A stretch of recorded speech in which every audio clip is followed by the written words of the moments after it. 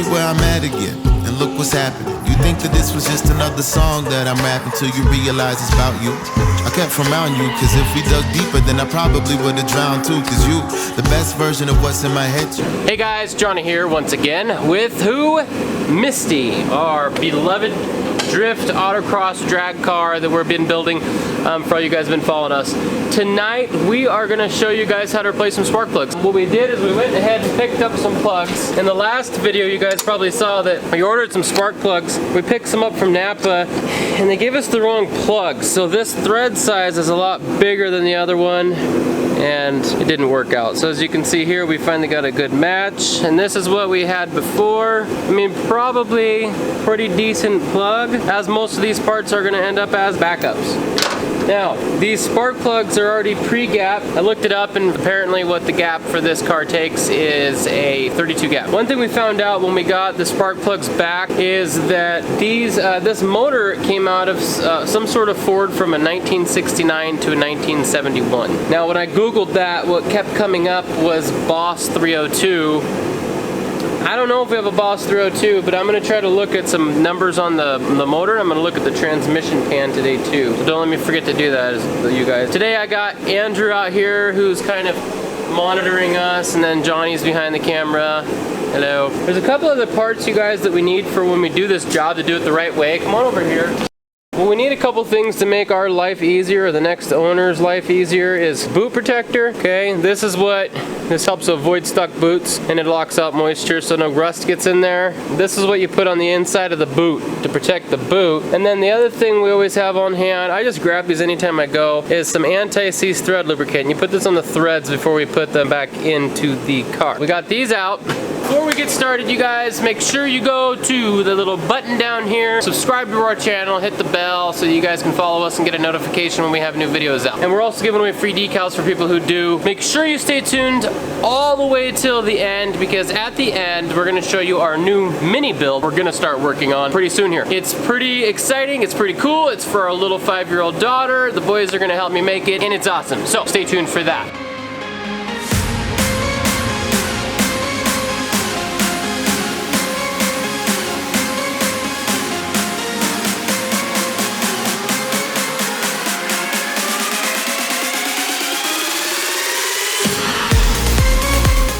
Got the kiddo here telling me to remember to do things. Thank goodness he did, because I forgot to do that. To get the boot protector, goes inside of here. It also makes them go on a little easier, and you can hear that satisfying clip or snap that you want to hear. It's really easy too. Put a little, just squeeze a little bit in there.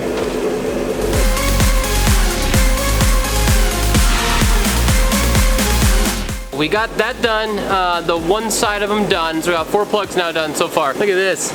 I slipped. I mean, I know that's not a big deal, but I freaking slipped, man. I don't know if you see it in the video. I jabbed my damn arm on the freaking bolt over here. Stupid shit. Ow, mother effer. Hurt. Ow. That hurt super bad. I'm probably bleeding.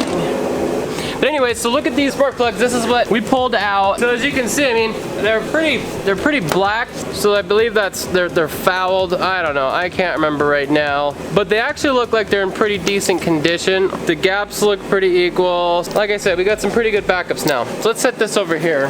Now the next thing to do is get this side taken care of. And this side should go even easier than the other side. Let's get those other 4 done, and then we'll show you guys the surprise pretty soon.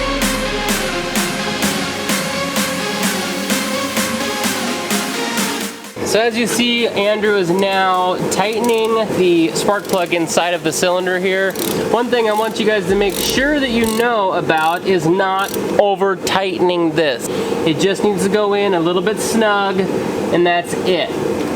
Perfect.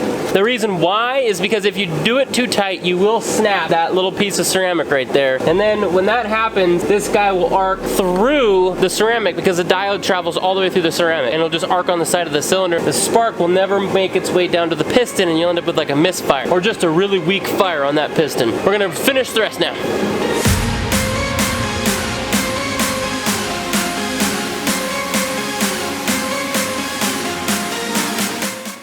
Well, there you have it. We got all 8 spark plugs in. We got a small little injury in the process. And now I'm sure you guys probably want to know what's going on with Felicia, our 2016 WRX. I took her out the other day.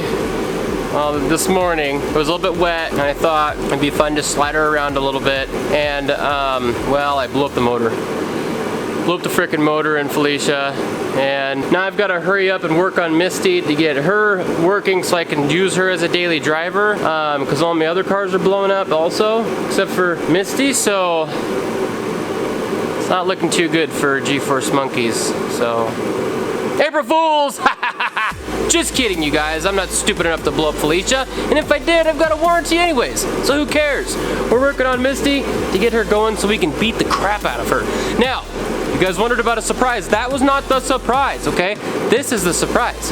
Over here, I've got 2 things that just so happen to work out perfectly. And we're gonna make another Frankenstein build, but it's gonna be a mini Frankenstein build. Come check this out. Okay, so over here in the kids' cave, as you can see, kid cave. I've been working on this for the kiddos, getting everything cleaned out. I'm sure you guys have seen the improvement in the background. We've got 2 vehicles right here. This vehicle here is our princess's car, 5-year-old. Her name's Olivia. She's amazing. She's a rock star. This car's not very fast. This is an LS1. I already tested it out. I ran the serial. This LS1 is not real, okay? Even though it says Corvette, I think it's black market or something. Also, it's really slow. This is not as fast as it should be.